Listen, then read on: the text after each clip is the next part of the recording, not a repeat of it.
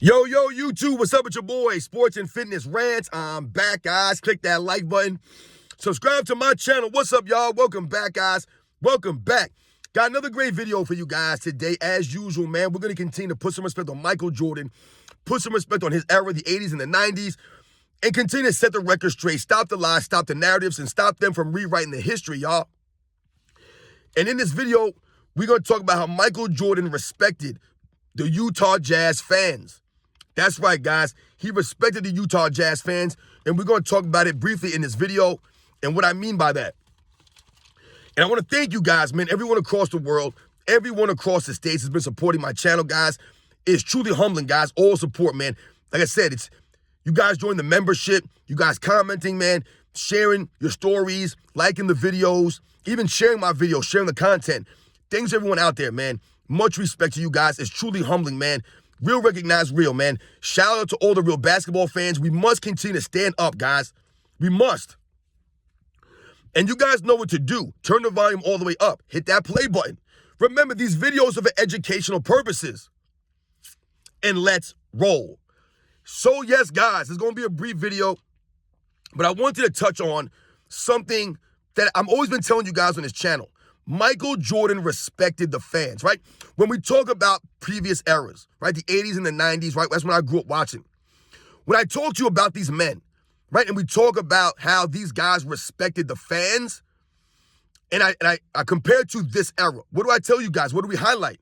How the players don't even want to play for the fans, right? They want to load manage on the fans. So the fans will spend their hard-earned money. They'll come to a game, and this guy won't be there, or that guy won't be there, or all these guys won't be there, right? And what has happened? The NBA has had to crack down on these guys and come up with load managing guidelines because these guys do not respect the fans enough to show up to work every day. They don't even love the game enough to show up to work every day. They cry and moan that they're playing too many games. It's too hard for them.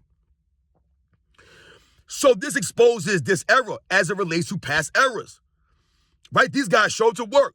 The guys I grew up watching, I told you, when you turn the TV on and it was the San Antonio Spurs versus the Houston Rockets, you knew Hakeem Olajuwon was going to be battling David Robinson. You knew that. When the New York Knicks came, or the Bulls came into town to play the New York Knicks, you knew Michael Jordan, Scottie Pippen were going to be there, and you knew my man Patrick Ewing was going to be there, John Starks, Oakley, these guys were going to be there. Right? The players were going to show up to play. They were going to be there to compete. They weren't going to be load managing. They were going to be there for the love of the game, for the fans, for the competition, to win. Now, you never know what's going to happen. So when we think about these things, guys, and I'm telling you, Michael Jordan respected the Utah Jazz fans. What am I talking about? Well, I'm going to give you guys a perfect example of what I mean, which I think perfectly highlights how Michael Jordan respected the fans in general. But in this video, more in particular, the Utah Jazz fans. So, you guys know, right, the Utah Jazz lost to the Chicago Bulls in the NBA Finals in 1997 and 1998, right? Back-to-back years, the Utah Jazz and the Chicago Bulls matched up in the NBA Finals. And in 1997, the Chicago Bulls had home court advantage. They won 4-2. We think about the flu game with the series tied 2 games apiece. Michael Jordan carrying the Bulls to a victory in Game 5 in Utah. If you guys think about 1998, it was the Utah Jazz that had home court advantage in that series.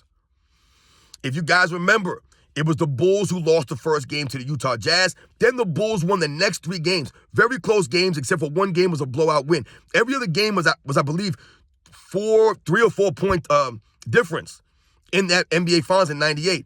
The Bulls won the next 3. They would be up 3-1. And in Game 5, the Bulls would lose a very close game by 2 points, I believe it was.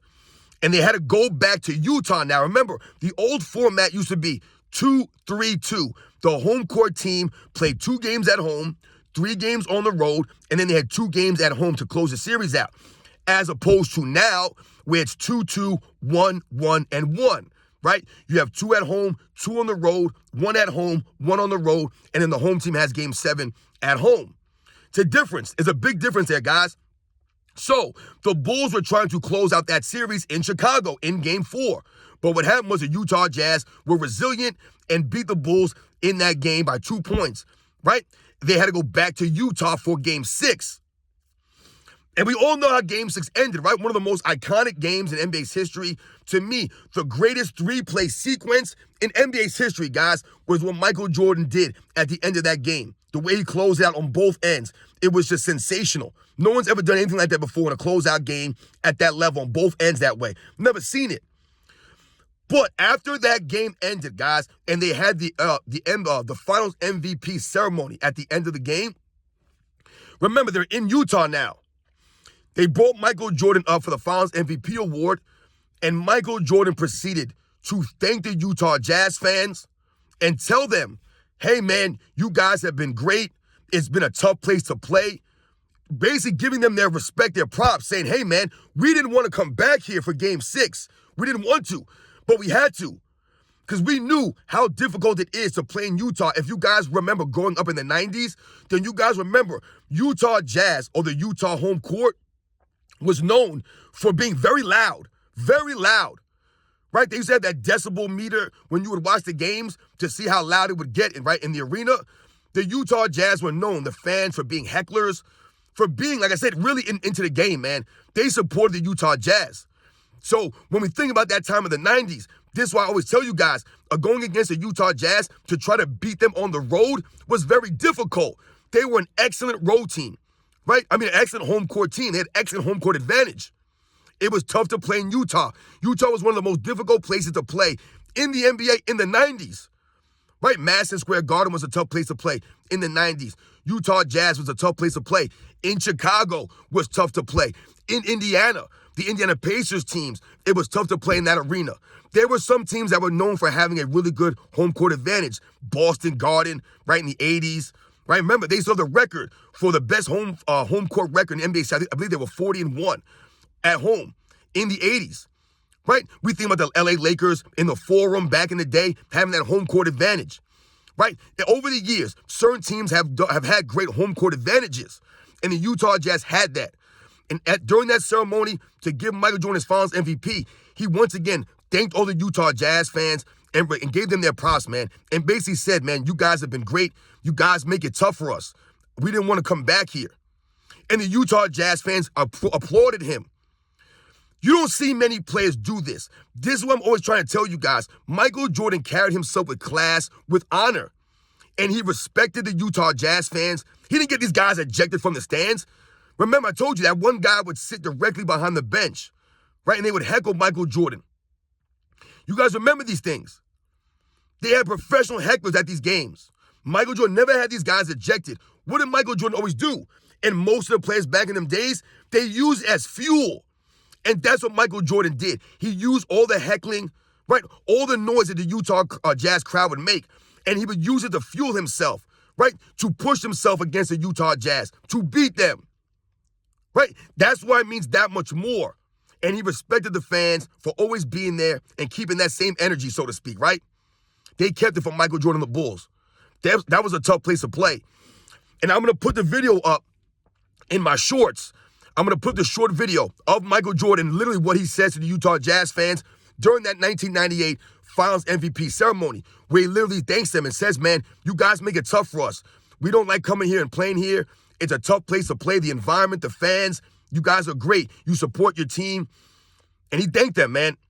And he said, out of all the championships, this was probably the most difficult one. That's what he told the fans.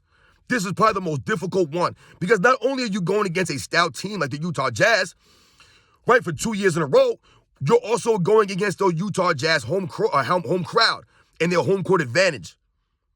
You guys know the deal, man. Anyone that grew up back in them days, you know how tough it was to play in Utah, guys. It was tough to play out there. And Michael Jordan acknowledged the fans because Michael Jordan, his era, always respected the fans. Once again, they didn't get these guys ejected. They used it as fuel. They threw it right back in the fans' face. You want to run your mouth? And watch this. They played for the fans. They showed up for the fans. They showed up for the love of the game. So much respect to Michael Jordan, the Chicago Bulls, all the players from the 90s, the Utah Jazz fans. Shout out to all those guys, all those people, man. Any Utah Jazz fans that watch my channel, shout out to all you guys. I don't think your home court's like it used to be in the 90s, but Michael Jordan acknowledged the Utah Jazz fans because Michael Jordan always carried himself with class, man, and respected the fans and what they brought to the game. You guys know the deal. Like I said, I'm going to post that video of Michael Jordan speaking to Utah Jazz fans during that 98 Finals MVP ceremony and what he actually had to say about them and the reaction of the Utah Jazz fans, man. They respected Michael Jordan. Remember, guys, I told you, Michael Jordan earned the respect of the people all around the NBA, all the fans. It didn't matter. Sometimes people will say to me, oh, but I thought you were a New York Knicks fan, but you love Michael Jordan. Yeah, no duh. Michael Jordan's that guy. He earned the respect of a lot of New York Knicks fans, guys, a lot. A lot of fans all across the world. And the Utah Jazz fans respected Michael Jordan, the true competitor he was. Remember, you didn't have to like Michael Jordan, but damn it, you respected him because of what he brought to the table, how he approached the game. He always gave the effort. You knew Michael Jordan wasn't going to half-step it out there. He wasn't going to load manage. He was there to win. You guys know the deal, man. I'll catch you guys on the next one.